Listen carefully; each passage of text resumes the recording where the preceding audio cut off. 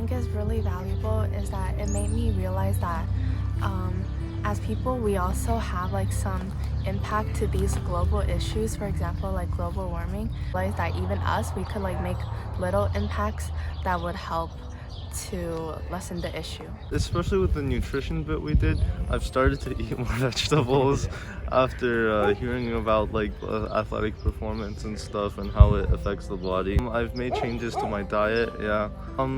I've also been looking for more organic foods. I've been looking to avoid some of the chemical, like processed things.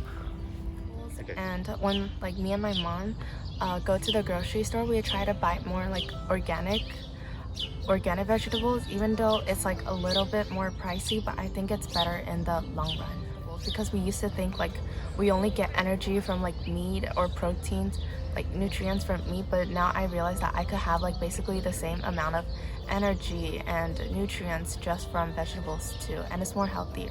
After like learning all the different types of bees and watching videos of them like work as their own like micro society inside of our own world, I thought it was really unique and interesting how they survived and contributed, because without bees or other pollinators, subsequently none of the crops would grow. So it was also really sad to learn how the bee population has declined over the years because of simply just human greed. If people were more educated on the importance of bees, none of this would happen. Also, we were able to take a field trip down to the back of the little parrot farm and visit their own beehive, which I thought was really cool because that was my first really close encounter with the bees.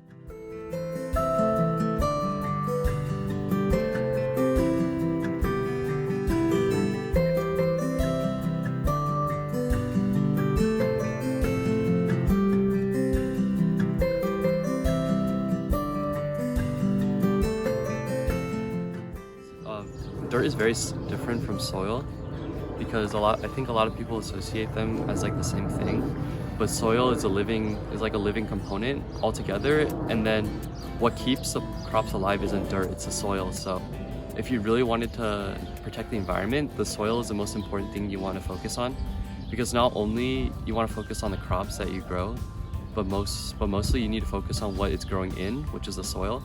So we went back to the lot that we worked on originally when it used to be just cardboard, and then we layered a little bit of soil on there. We came back and saw that our soil had grown to be really healthy and really rich and really fertile. And we could really tell because while we were rummaging through the soil to put in our first few crops, we got to see a lot of earthworms come out, which is a sign of really healthy soil.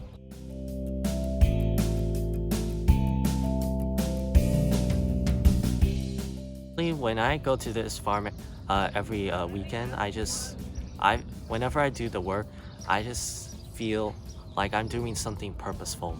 It teaches you a lot about teamwork, because farming has multiple steps.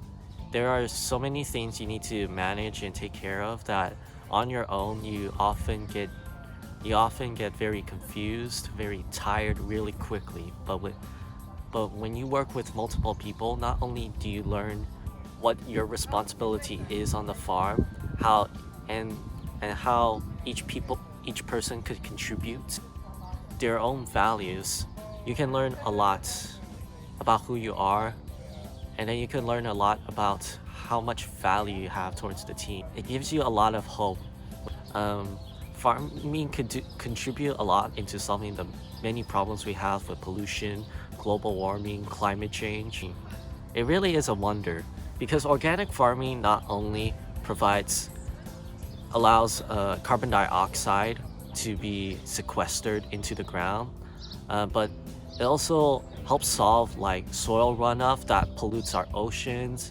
It also contributes to more healthy foods that lead to healthy bodies.